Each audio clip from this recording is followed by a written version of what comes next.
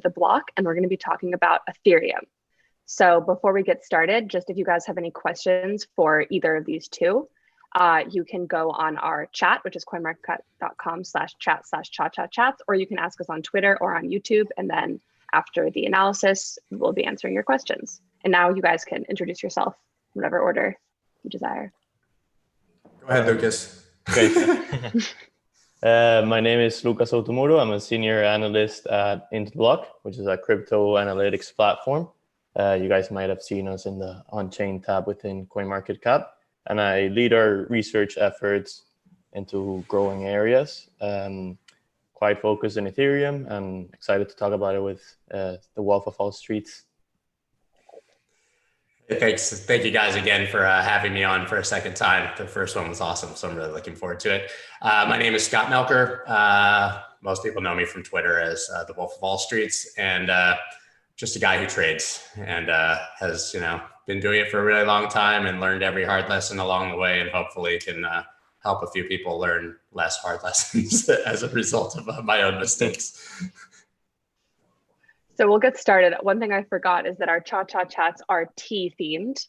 The idea is that as you sit back and listen to blockchain and on-chain analysis, you will be calming yourself with some tea or chai, as it's known in some countries. So today I'm drinking a ginger lemon tea. I've heard one of you guys is maybe drinking coffee, but we'll let that go. You're trying to calm yourself down. I'm trying to jack myself up. To each his own. Yeah, you got it. Nice mug, by the way. Hey, this one, that's my son. Oh, when he was a baby. This is not my cat. Yours is better. Yeah. Oh, you guys can get started. I'll just be drinking my tea and looking for questions from the audience. Go ahead, Lucas. Sure. Well, I thought you were going to dive initially into sure. We can dive into the chart. Okay, so then I'll go ahead and do a screen share. Sorry. I need you guys to undisable me. I can't. Very important step. I can start first by saying that it's always my sort of disclaimer, but technical analysis is in no way a replacement for common sense. I view technical analysis as a risk management tool and not as a crystal ball or a way to predict the future. And when it comes to Ethereum in particular, anyone who's followed me for a while knows that I dollar cost average into Ethereum. I'm extremely bullish on it long term, even maybe more bullish than Bitcoin. But those are the two assets that I buy and hold blindly and have done so for ages. I've literally been buying Ethereum all year without checking the price every single day. Just how I approach it. So this is not really something that I trade. And so that started before even this real major DeFi craze caught. That's only added fuel to the fire and sort of given me more conviction. But at a very basic level, every trader in crypto now is holding Ethereum in a wallet somewhere just to pay the ridiculous gas fees to buy DeFi coins. I mean, if you even want to take it to for a basic use case, I mean, that's something that's happening, and Ethereum is being purchased constantly. It's needed. It's being used. That doesn't even speak for the fact that all of this is being built on Ethereum. Like I said, don't look at a chart and see, oh, this looks like it might go down. Yeah, you might catch a scalp or something. But this to me, is a very bullish asset and one that you want to have exposure to much longer term. So I'll do a screen share. I should also say that if you follow me, you know that I very, very rarely chart anything against USD. I believe that if you're going to trade anything, the point is really to get more Bitcoin, or in the case of DeFi, to get more Ethereum. So I generally always look at a Bitcoin pair. I think a huge mistake that amateur traders make is that they look at their platform and at their portfolio in dollars, and they don't understand then when they click over to the Bitcoin tab, like why they're losing so much Bitcoin when their dollar value isn't going down. So, I don't see a reason to bang your head against the wall trading a USD pair when you're actually losing Bitcoin or Ethereum, which are the assets that we're looking for here. So I'll start, I guess, on the weekly chart here. This is the Ethereum Bitcoin chart.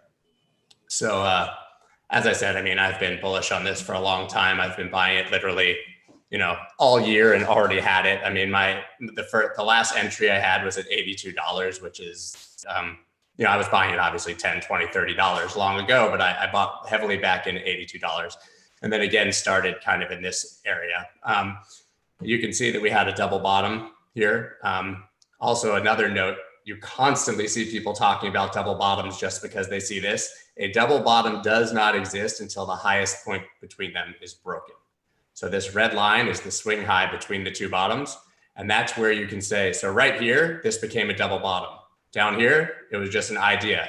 And you constantly hear people trading, oh, it's a double bottom, it's a double bottom, I'm buying. And then you see like this and it comes down and gets rejected. And it ends up just being actually a flip of support to resistance or something like that. So we had a double bottom. Yeah, it actually kind of got tested here and broke down a bit. And then we've seen it go. Now, like the way that you didn't do much prep here, but if you're pulling a double bottom, that's not what I wanted. Sorry. Price range. I use logarithmic charts, by the way. So that's the depth of the double bottom here. You can extrapolate that. You pull it up to the neckline, so your target becomes this area. So you can see it clearly hit the target of the double bottom already. So that becomes irrelevant. But this is a bottoming pattern. And this was your sign right here when you broke red that Ethereum is done with its downtrend.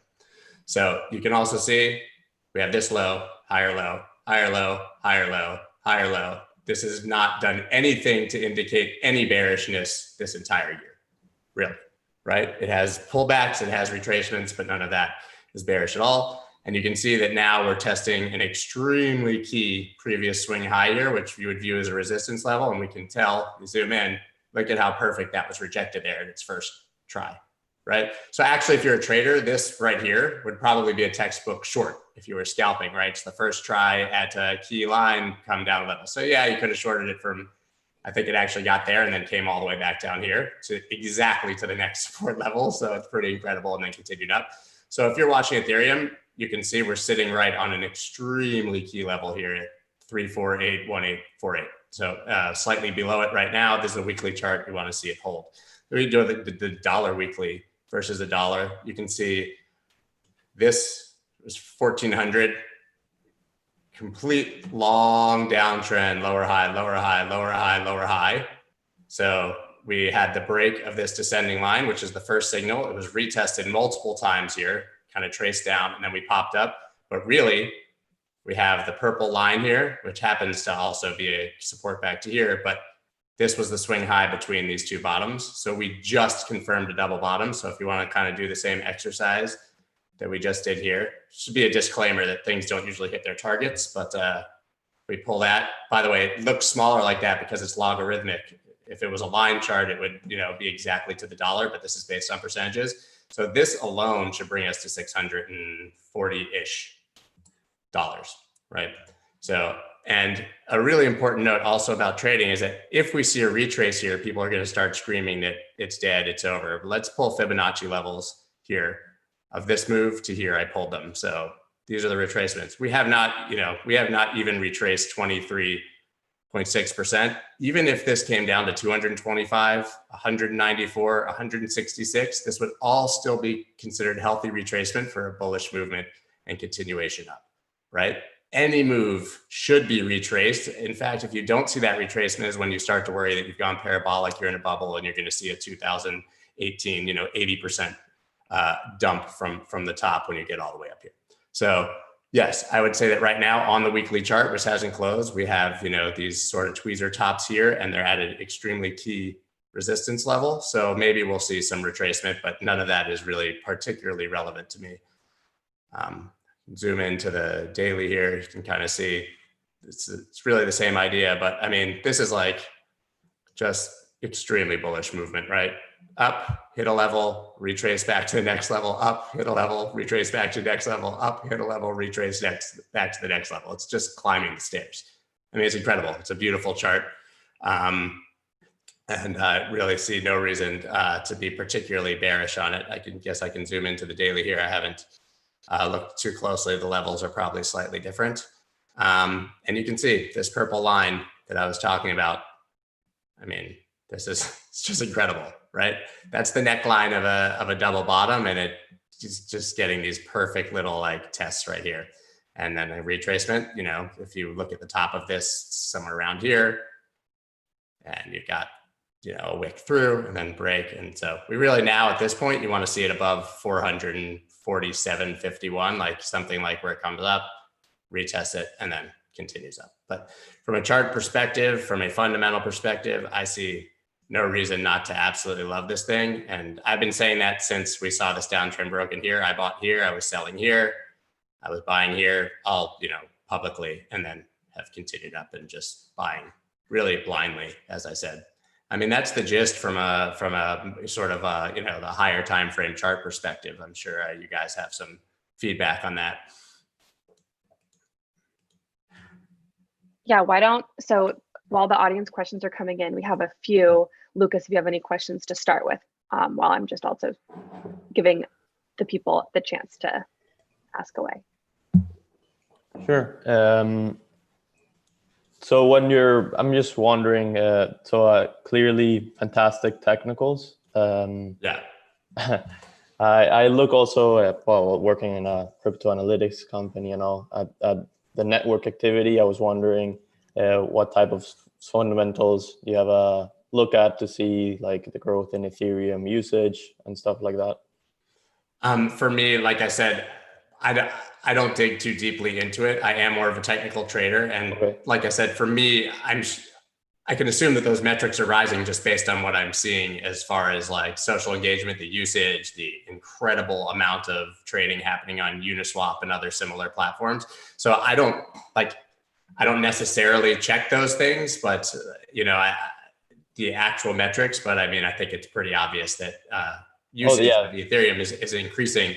I mean, just pay gas fees sometime on like a simple Uniswap trade. You know that it's. But that said, like everything's being built on Ethereum. It was first, but it's not probably the best, right? I mean, it's slow and it's expensive and it's clunky. It's sort of like, I think the space shuttle had like computers from the 1970s and 1980s until the like early 2000s, and they never updated it. And then you see SpaceX come along and it looks like they're riding in a Tesla.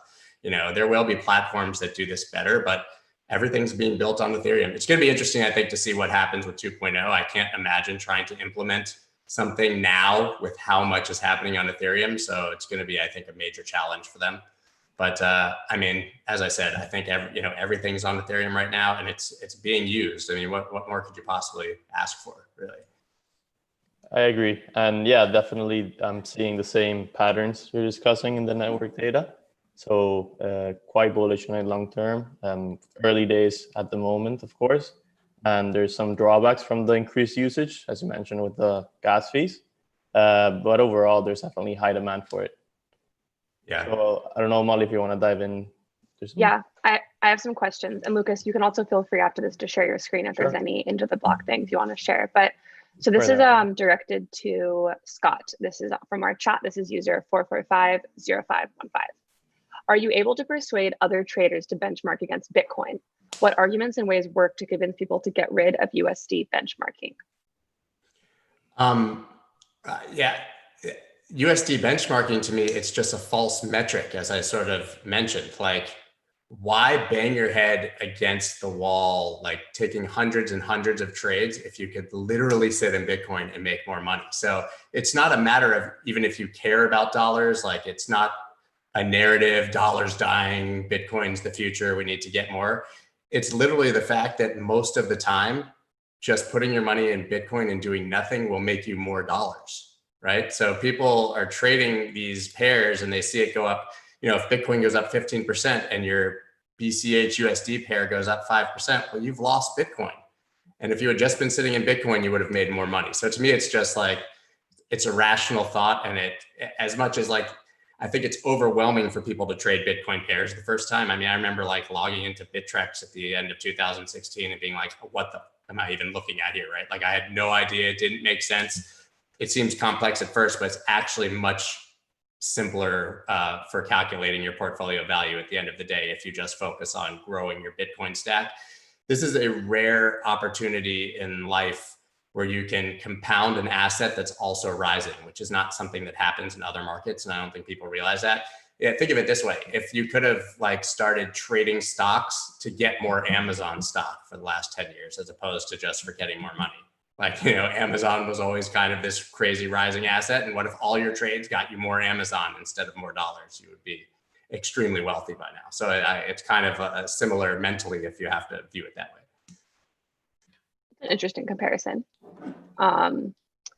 Oh, okay. Now they're coming in. Here's the next one. This is from Fine Kava, who has asked questions before.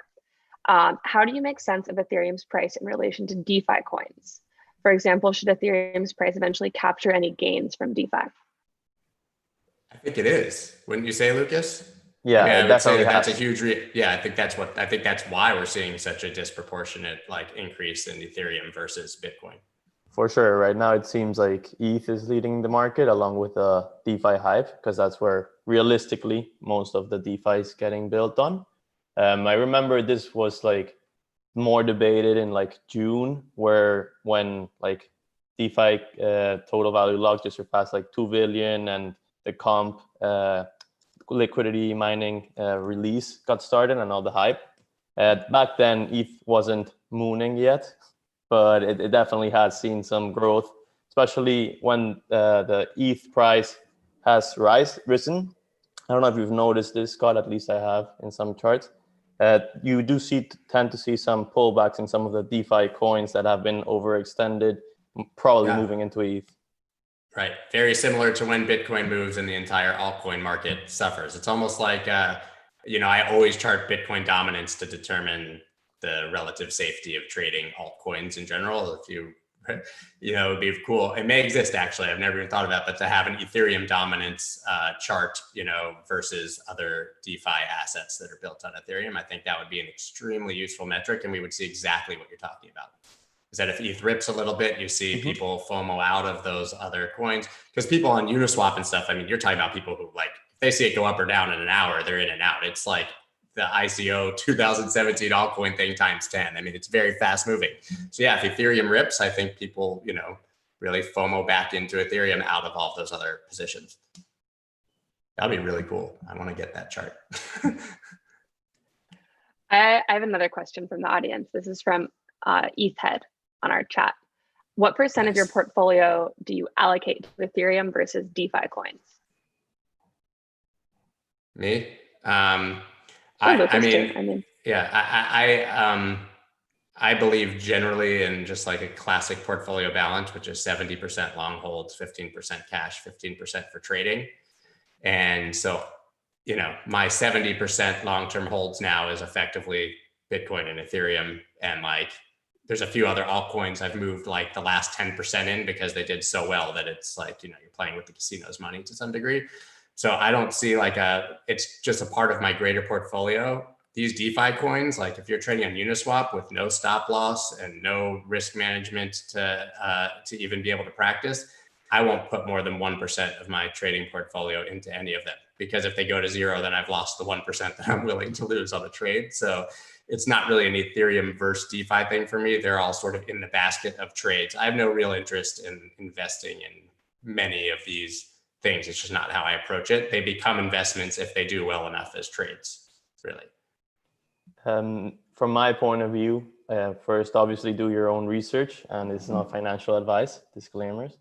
But yeah, I do see some potential in many of these DeFi protocols. They are overextended at the moment, but fortunately, I've been covering DeFi since last year, and some of the tokens went from 1% to like 7% of my portfolio. But I'm not even taking profits at the moment because I'm just that bullish long term. I'm just exploring other protocols that have a long-term potential, hoping for them to retrace. But yeah, not going crazy. Of course, not putting more than like 10%. Probably less. That would be it's crazy. High risk. But it's a buy the dip market regardless. I mean, the entire crypto market, I think, can be viewed as buy the dip, like you just said.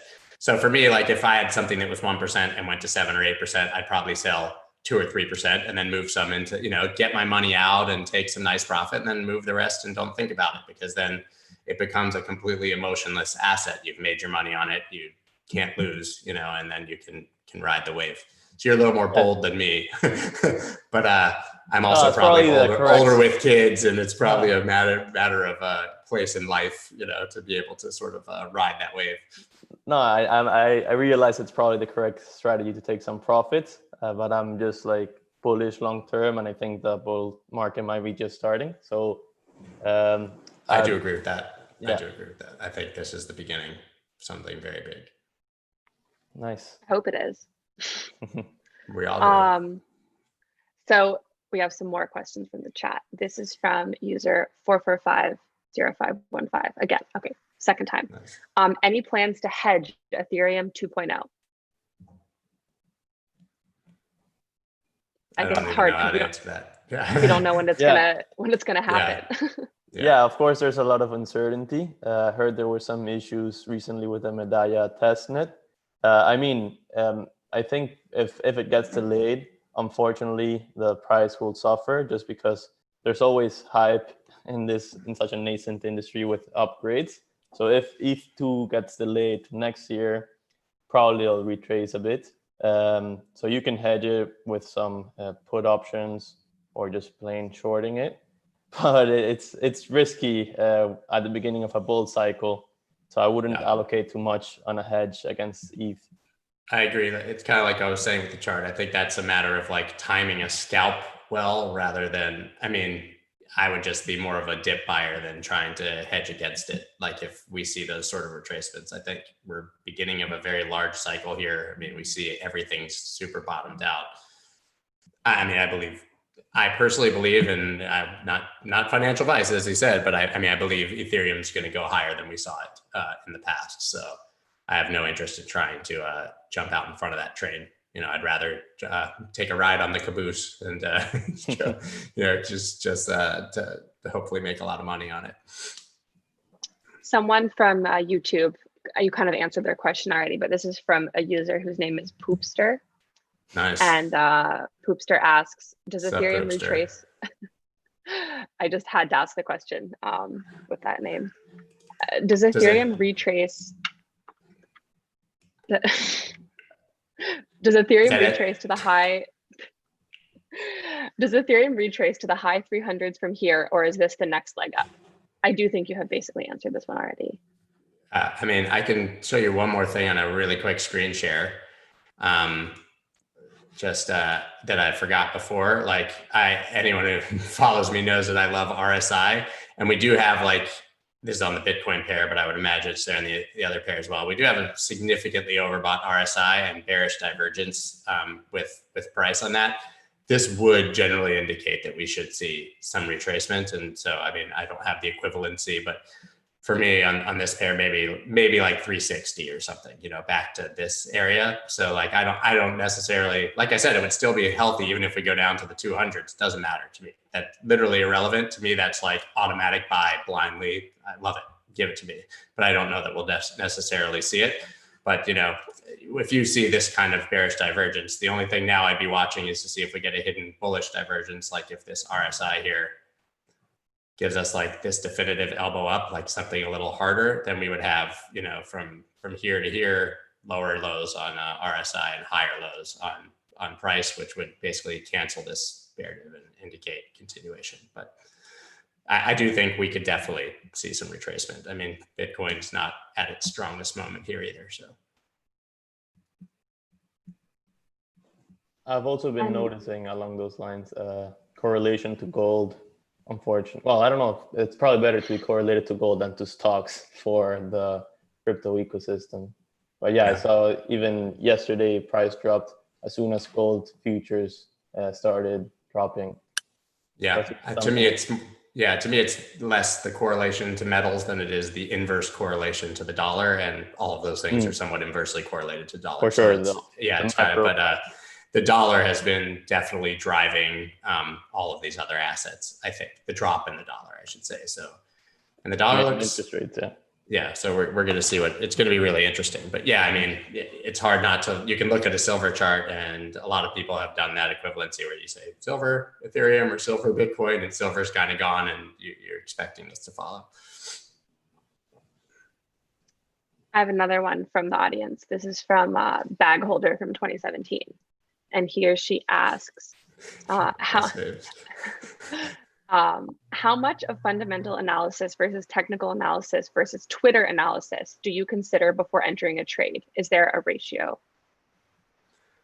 For me, it's almost purely technical. Like I said, Ethereum's different. We're not talking about a low cap altcoin that can be moved by a tweet. Ethereum really has a fundamental use case, and it's being driven by that. Now, if we're talking about like a random altcoin, it's almost purely technical to me. And I very rarely pay attention to the fundamentals when I'm trading them. There are some really, really cool, I haven't dug in that deep, but some really cool sentiment analysis tools. And I've seen a lot of people programming algorithms around that and stuff that really have compelling use cases using that Twitter data. But I feel like by the time it's hit Twitter and you're really seeing it everywhere, it's almost too late. So like you're going to be the guy getting dumped on, not the one who's in early. So for me, I prefer to catch it on the chart. Yeah, we actually have Twitter sentiment into the block, and we've seen it be more of a lagging indicator. So as you described, people already get too excited about it and push price too high by the time you buy. Mm-hmm. And along those lines, if it's fine, I just wanted to share my screen, point something about the fundamental side of ETH. Sure. All right. Cool. Can you guys see my screen? Yeah. Okay, so this is an ETH page in CoinMarketCap, of course, within the Onchain analysis tab provided by Into the Block. I had been closely watching the network growth within Ethereum, which has been bullish. We have a team of machine learning and data scientists programming such that it is predicting next day price action. And essentially the indicator powering that signal is the network activity. And if we go look into the daily active addresses, for instance, you can see it's even surpassed 600,000 addresses daily for ETH, which is almost levels we had seen back in January 2018. So there's clearly a high demand for Ethereum block space and transactions at the moment. And I just wanted to mention also that I've been noticing the correlation between these two. So as you can see in 2017, it was very correlated, moving in tandem, something like 0.95 correlation. And right now it's dropped a lot. It started growing even before price spiked. So I see that as a more fundamental demand for Ethereum taking place. So I think it's very bullish long term, of course, that people are seeing this less as a speculative asset and more for the block space and to build in it. Just wanted to point that out. We see similar trends with total addresses and number of transactions as well. So I'm more of a fundamental type of trader, but I use it for long-term trades. You definitely see more short-term options in TA, just because it's almost self-fulfilling prophecy, in my opinion, if people see it. 100%. The reason the chart works is because everyone's looking at it. And that's, yeah. That's what, I mean, that's why I gave that disclaimer from the very beginning, is that, technical analysis is, you're visualizing human emotions and what people are thinking about an asset. That's really it. It's how you read that. It is sentiment data. A chart is sentiment data. It's not Twitter sentiment data, but that's what it is. To just jump back in, ETH Head on the chat had a question for Lucas, asking if you can explain that correlation again in the historical context with 2018 and 2017. Sure. Let me share my screen again. So we do not provide this data, unfortunately, at the moment, only for institutional partners. But I have access to the data, of course, and I've been tracking the correlation, so the correlation coefficient R, between active addresses and price. And it was like 0.97 for the average of 2017. Which implies a very strong statistical relationship between the two. So basic stats 101. And in 2020, we've seen a divergence between the two. So they move less closely. And also it's kind of implying a premium just because it's at levels much higher relative to price, but it's a separate topic. Here, going back to the correlation, it's like at 0.5, which is still a high correlation. But it also shows that there's more demand for actively using Ethereum outside of Ethereum's price. So it's not people FOMOing and buying Ethereum. It's people using it, also buying it, because it's still relatively high correlation. But I would hope to see that correlation continue falling, it would be, in my opinion, indicative of more demand to actually use the network. But if the correlation rose, we would see much higher Ethereum prices, correct? I mean, because the price is extremely lagging versus 2017 and 18 based on this. So even just right now, if you close that gap, we're looking at, $700-800 Ethereum, right? Yeah. And it would mean more people are FOMOing in as well. So I guess that's a different type of sentiment right there. But yeah, it's definitely interesting to see the relationship between the two. It's really cool. And I hope that clarified. Cool. That's awesome. We can set you up with an account, Scott, if you'd like. Let's do it. It's awesome. I'm glad you guys are both learning a lot today. Yeah, this is not stuff that I look at. So I have another question, probably one of the last few. I'll ask. This is from Who Am I 95. There really are like some really solid names today. So Hoopster wins though. Yeah. Who Am I 95 asks, what trade platform are you using for trading, like your favorite one? And how much money do you think we can trust to trade or keep on cryptocurrency platforms in general? I do all my dollar cost averaging and everything on Voyager exchange, which is, I think only US based. It's just, you also gain interest on your holdings. So you can trade there and also gain interest, which I love because while I'm doing nothing, obviously I'm just making money, compounding interest. As far as how much you can trust, I think it depends on the platform and it depends on your own personal vigilance about security. If you have all of your proper 2FA set up and you're really, really secure, I think that exchanges do a really great job now, largely of security. I use BlockFi a lot, and I know that I'm at the point with them after being hacked where nobody can remove money from my account unless they're on a video call with me and the security guy there, right? So and it takes a week, and I've got it set up in those ways, and then.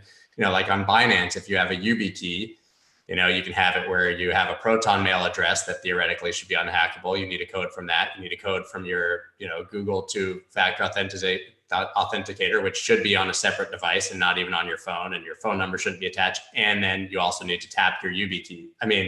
That's pretty secure in my opinion, So, I still am a big fan of, not your Bitcoin if you don't have your keys. And so I use multi-sig for a lot of the stuff and I sleep well at night, but I do think that exchanges largely are much more secure than they used to be. Yeah, they have definitely gotten more secure and you see better practices all around. But I think there's still definitely risk in them holding your private keys, as you were mentioning. So I myself hold 80 to 85% on a hardware, Ledger Nano S. Just more secure, but I keep it for my long-term trading. If I'm doing more short-term, I might just leave it in the smaller amount in the exchanges. Yeah, also there aren't as compelling solutions for ERC20 as there are for Bitcoin yet. These big the big multi-sig houses, Casa, et cetera, they're not going to hold your Ethereum for you, right? So your best bet there is a hardware wallet. Or MetaMask if you're doing more active trading. Yeah, that. Or usage. Everyone on the planet has a MetaMask account now, right? So for you to swap, so. Okay, I'll ask two more because now it's been our time. This is from Borat. And Borat asks, are you bullish on layer 2 solutions to help Ethereum scale, such as the XDAI stake, which I haven't heard of the XDAI stake? This is all you, Lucas. Sure. So I'm bullish on Ethereum implementing ETH scaling solutions. I think there's a lot of proponents from CK rollups, optimistic rollups, XDAI, OMG. There's countless amounts of scaling solutions. I don't want to be, I think XDAI stake has a coin, so a token. So I'm pretty sure you want me to say if it'll pump. I have not done my research specifically on XDAI stake, but I think there's a lot of interesting propositions for layer 2 scaling. And definitely if we see DeFi apps, well, dApps, applying them and reducing their gas costs, we might see, well, we might not, we will definitely see increased demand for dApps and Ethereum usage all around, in my opinion.